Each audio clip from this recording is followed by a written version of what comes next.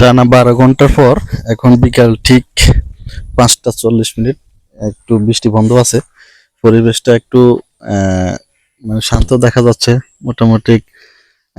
অন্ধকার কেটে আলো দেখতে পারতেছি, ভালো লাগতেছে বিকেলটা। এই যে এই মুহূর্তে আমি আছি মানে আমাদের যে আশ্রয় কেন্দ্র, ওই আশ্রয় কেন্দ্রের পাশে যে জমিগুলো আছে একেবারে প্রত্যেকটা জমি পানিতে ভরা, মনে হচ্ছে যে কোনো একটা সাগর পাড়ে দাঁড়িয়ে আছি। সব পানি আর পানি, পানি আর পানি, আর কিছু দেখা যাচ্ছে না। চতুর্দিকে শুধু পানি, মানে 12-13 ঘন্টার 24-25 ঘন্টার বৃষ্টি পুরো এলাকা পানিবন্দি। অনেক বাড়ি ঘরে কিন্তু পানিতে তাদের বসত বাড়ি, ঘরে পর্যন্ত পানি ঢুকে গেছে। আমাদের ফেনীর অনেকগুলো চিত্র ইতিমধ্যে সোশ্যাল মিডিয়াতে দেখছি।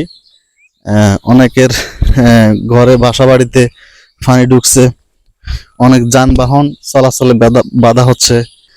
কোনো ধরনের যানবাহন চলতেছে না, শুধু কয়েকটা রিক্সা চলতেছে, তাও অনেকটা কষ্টসাধ্য। তো এই হচ্ছে এখন বর্তমানের বর্ষার পরিস্থিতি। তো এখানে একটা কাকা দেখতেছি মাছ ধরতেছে, জাল বসা আছে। যাক, বর্ষা আসলে এই বিষয়গুলো আসলে গ্রামগঞ্জে বেশি দেখা যায়। ওই যে অদূরে কিছু মহিলা দেখা যাচ্ছে, অনেক দূরে, ক্যামেরা আসছে কিনা জানি না। আহ, এখানে কিছু মহিলা মাছ ধরতেছে।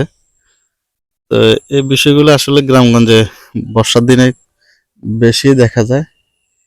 আহ, ওইখানে কিছু মানুষ, কয়েকটা ভাই মাছ ধরতেছে। তো আসলে ভালো লাগে বিষয়টা।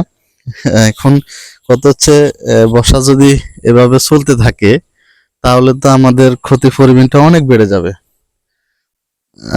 জানি না রাত্রির ভিতরে আরো কোনো বৃষ্টি হয় কিনা, তবে হওয়ার আশঙ্কা অনেকটাই বেশি, যেহেতু এখনো মানে আকাশ মেঘলাচ্ছন্ন আছে, হয়তো হইতেই পারে। এখন এ হচ্ছে বিষয় আর কি। এটা হচ্ছে আমাদের আশ্রয় কেন্দ্র।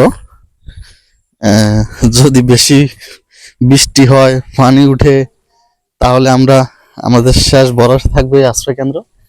এখানে মোটামুটি 80% কাজ কমপ্লিট হয়ে গেছে। এখন হয়তো বা কিছু রঙের বা ভিতরে টাইলসের কাজ বাকি আছে, আর সম্পূর্ণ কিন্তু ক্লিয়ার। এখন যদি ওইরকম হয় আর কি, তাহলে তো আমাদের শেষ ভরসা কিন্তু এটাই হবে, আশ্রয় কেন্দ্র।